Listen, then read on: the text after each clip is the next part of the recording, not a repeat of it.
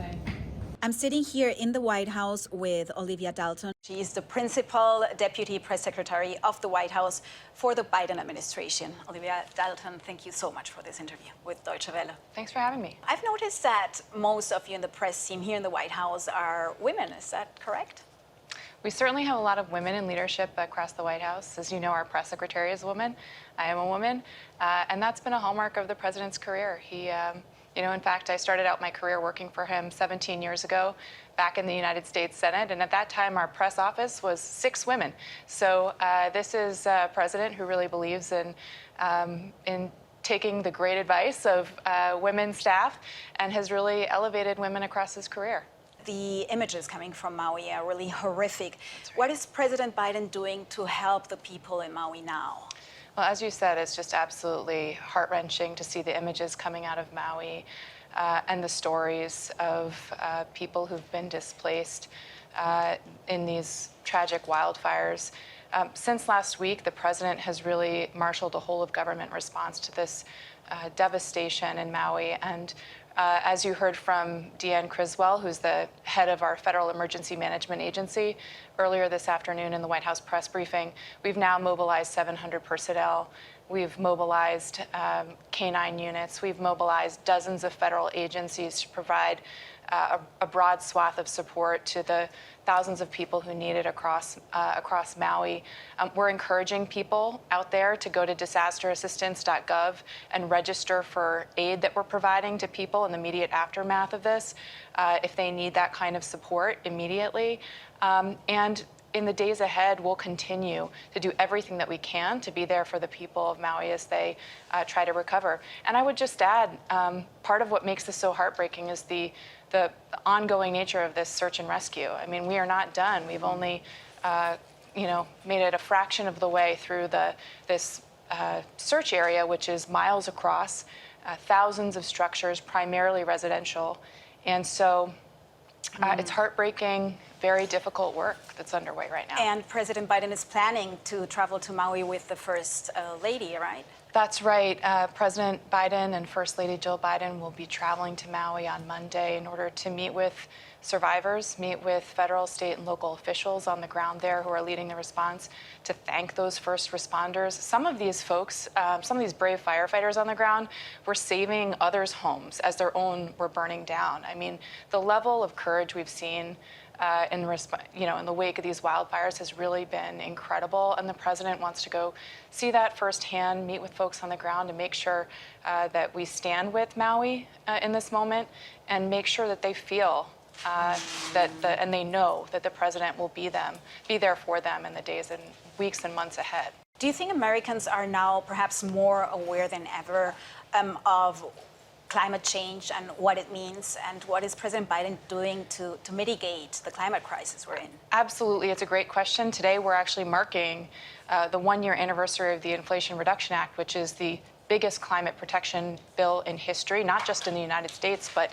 in the world, in terms of its impact, in terms of its investment in our clean energy future.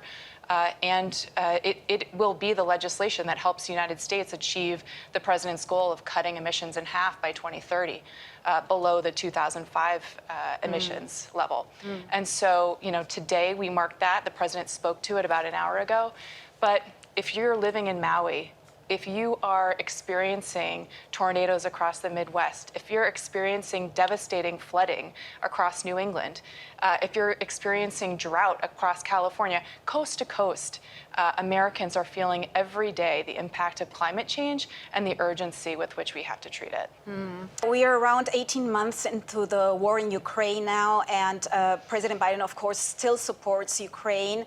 However, with a Republican-led House, they are in charge of the budget, and the right wing is saying they will not greenlight more help for Ukraine. So how will this affect the strategy of Biden and the support for Ukraine?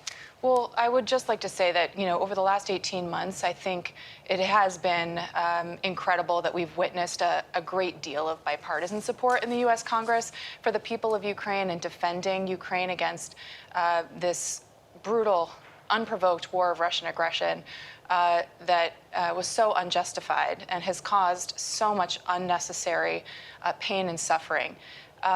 And so we believe that that will continue.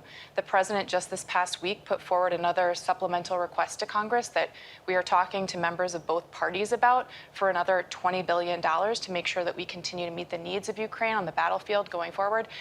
And we are doing everything in our power to ensure that Ukraine has what it needs to defend itself in the days ahead. We just announced another $200 million package for Ukraine assistance this week, and we'll continue to do that. I think, with respect to Ukraine, I would also just make the point that, Russia's impact right now, since they withdrew from the Black Sea Grain Initiative in particular, this is having a devastating consequences across the globe, not just on Ukraine.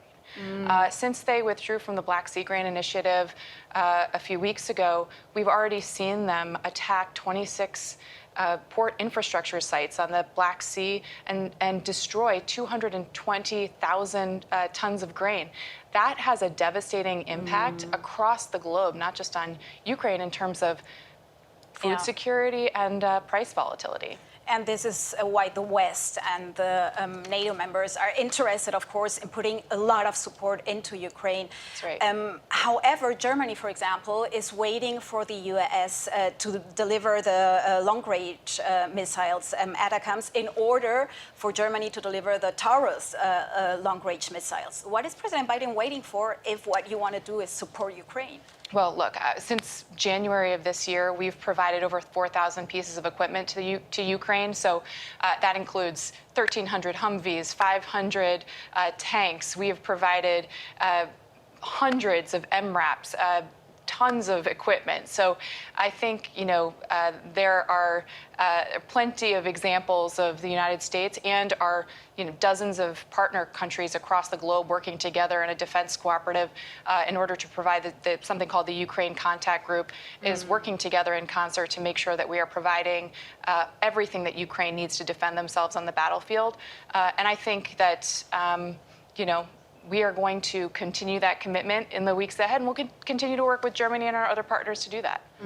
So are you saying that the long-range missiles will be delivered as well? Because that is what Ukraine is asking for right now. I don't have anything to announce today, but I am telling you that, with respect to this latest package we just announced this week, what we have constantly said, our constant public message has been, whatever Ukraine needs on the battlefield, we are working with them to provide.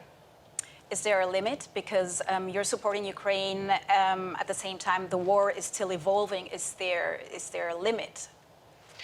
Look, again, we're committed to making sure that Ukraine has what it needs to defend itself. That's a constant conversation we're having with Ukraine, with our partners there, with our partners around the world, and we'll continue into the weeks and months ahead. Look. The fact remains Russia could end this war tomorrow if they chose to.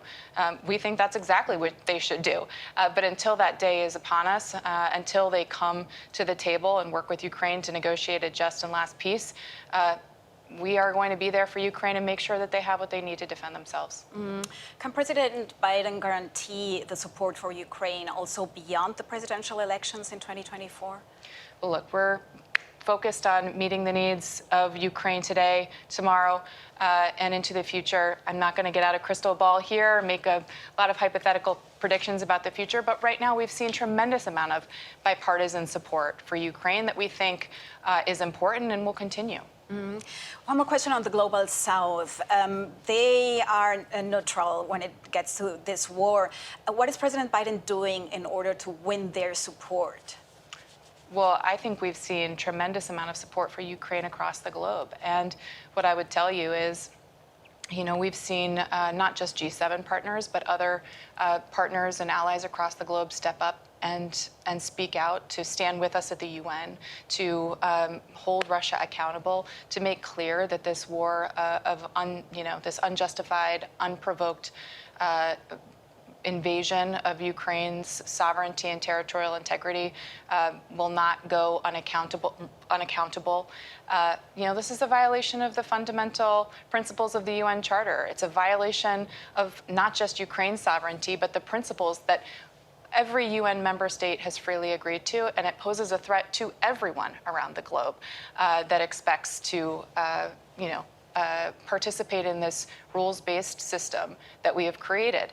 And I think, across the world, certainly you've not just seen the impacts of Russia's invasion limited to Ukraine, right? We just talked a moment ago about the impact of Russia's withdrawal from the Black Sea Grain Initiative. Its attacks on Ukraine has had for global price volatility, particularly with respect to food insecurity, with respect to the volatility in fuel prices. And so particularly countries in the global south, as you say, are feeling the impact of that. Okay. Another international question is the crisis in Niger. They've been a very important strategic partner in a mostly unstable region. Will the White House have a more hands-on approach to dealing with Niger, especially when it looks like Russia has gotten its hands on this conflict? Well, I would just say that leaders from the Department of State were actually in the region last week with respect to hands-on approach, and I think we've delivered not just in person, but certainly consistently via a number of channels in recent days. Our message to the CNSP that this really must, we disagree. We strongly condemn the detention and the imprisonment of President Bazoum. We expect that he will be released. We believe that it's important for them to engage in a dialogue that respects their constitution, respects humanitarian principles, respects the rule of law, and certainly the United States will, seek accountability for the imprisonment and the treatment of President Bazoum. Olivia, thank you so much for this interview. Thank you.